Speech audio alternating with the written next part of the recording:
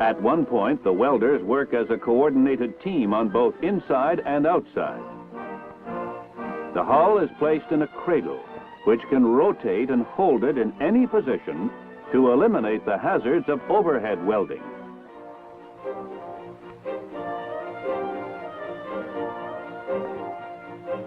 Inspectors check the 500 weldments.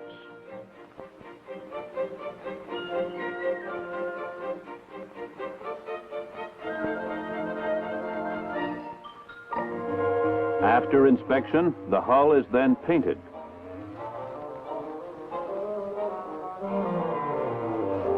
The overhead cranes easily move the 12-ton hull.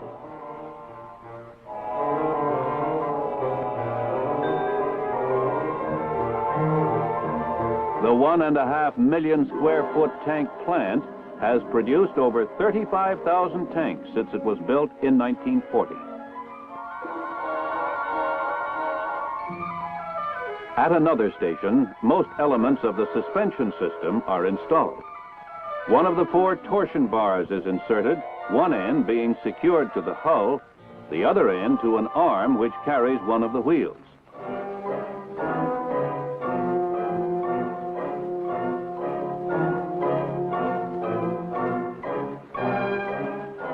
Friction snubbers and track support rollers also go on at this station.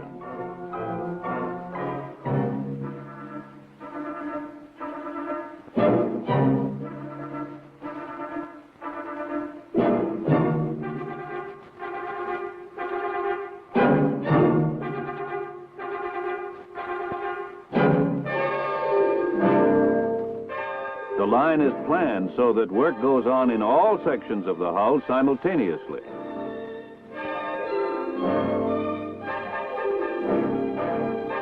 From here all the way to the end of the line, a bank of drawers feed the tank its seemingly limitless supply of parts.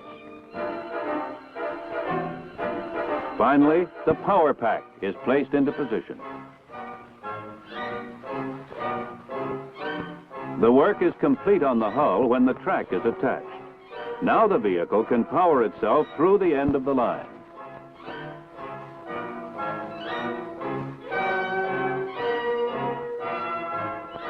While the hull has been in process of assembly, the turret, which is the fighting center of the tank, has been receiving all its complex maze of equipment.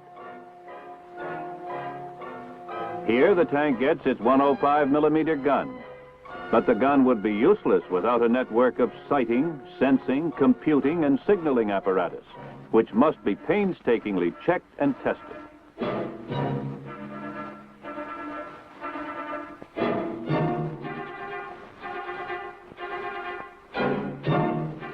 The gun is in line and on target. Now it is time to join the turret and the hull.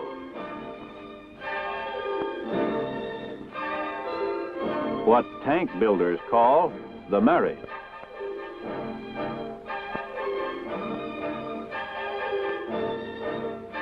"48 bolts under 90 pounds of compression assure that this marriage will last.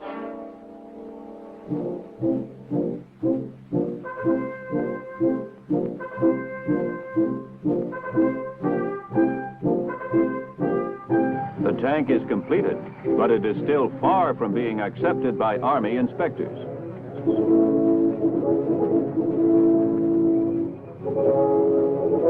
Trial runs are conducted by experienced test drivers.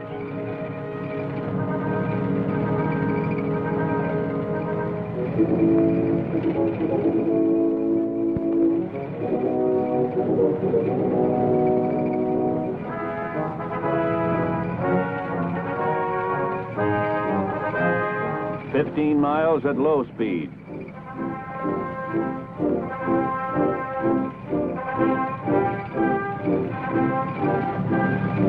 Followed by 15 miles at medium speed.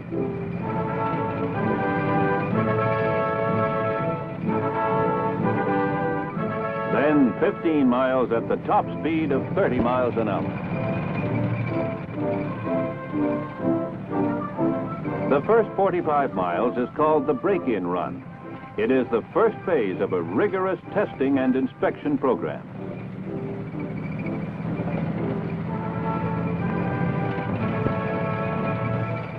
The tank climbs a 60% slope and stops. It is run for 2 minutes, turned off for 2 minutes, and then must start again in 1 minute. A similar test on a 36% slope makes sure that the fuel will continue to feed the engine in extreme positions.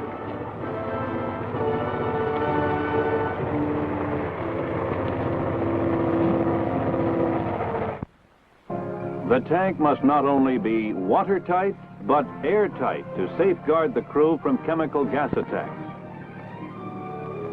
Every tank goes through similar tests, which are evaluated both by military and civilian inspectors.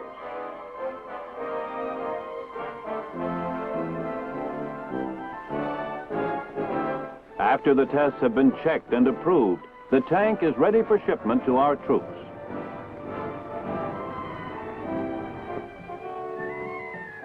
They are loaded onto specially designed flat cars and transported to bases in the United States or ports for shipment overseas.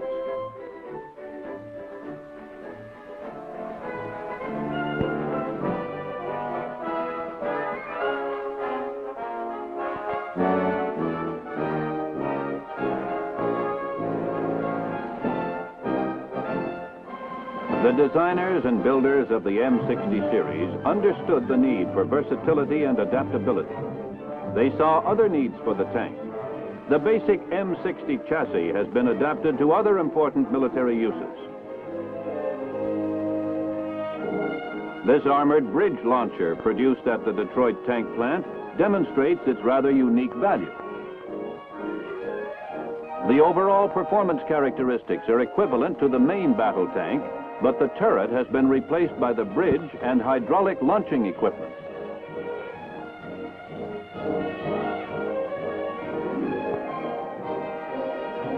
With a crew of 2, the vehicle can launch or retrieve a 15-ton scissors bridge in just 2 minutes. The bridge folds at mid-span for easy transportation on top of the vehicle. Speedy and efficient, the launcher provides an important addition to today's fighting force.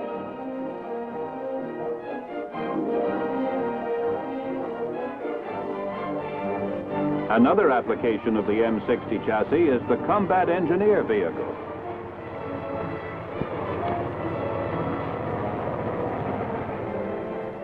Equipped with a hydraulically operated bulldozer mounted on the front of the hull, the tank can perform a variety of tasks, including the removal of roadblocks, filling in gaps, ditches, and craters, and for general demolition and construction work. Carrying a crew of 4, the vehicle operates in forward combat areas, where the heavy armor provides protection against explosion, small arms fire, and shell fragments.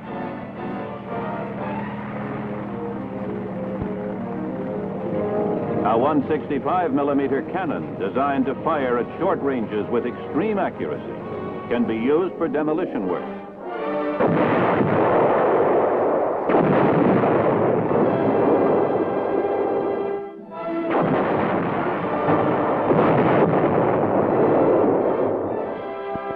The M60 demonstrates its effectiveness in action during combat exercises.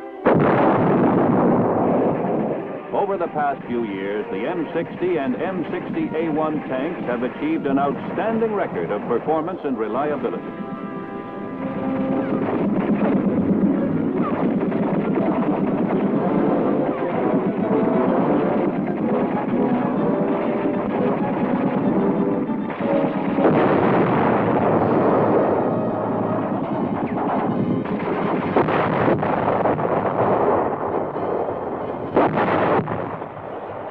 As they move in a coordinated attack with infantry units, the tanks meet heavy fire from enemy tanks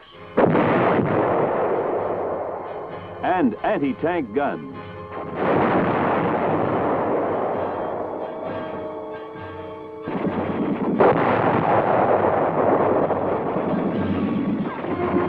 The M60 responds immediately with pinpoint accuracy.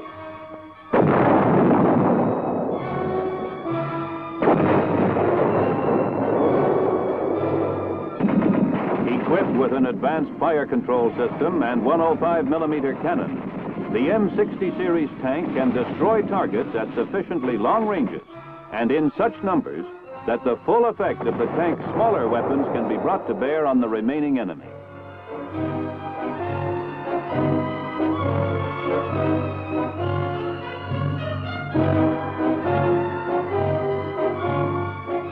There is no question but that it is an impressive weapon, but it is also a highly versatile weapon system. To give the tank commanders their choice of infrared or visible light to use as the situation dictates, a dual searchlight has been developed.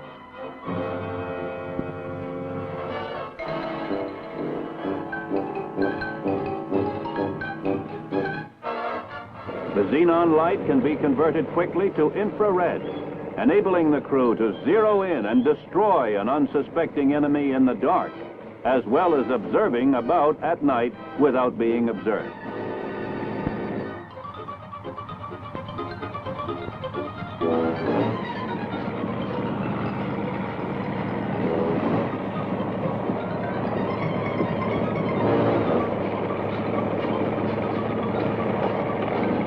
Another versatile feature of the tank is the water fording kit. After the tank has been properly sealed and the kit assembled, it is able to negotiate lakes and rivers up to a depth of 13.5 feet.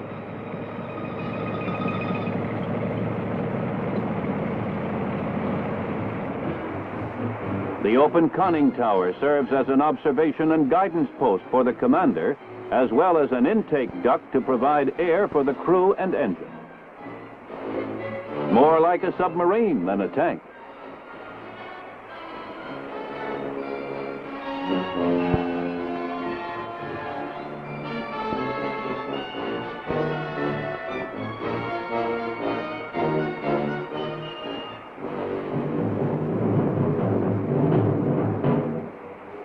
The ability to continue the attack in spite of waterways, which once proved a formidable obstacle, is a major advancement in the continuing development of the tank.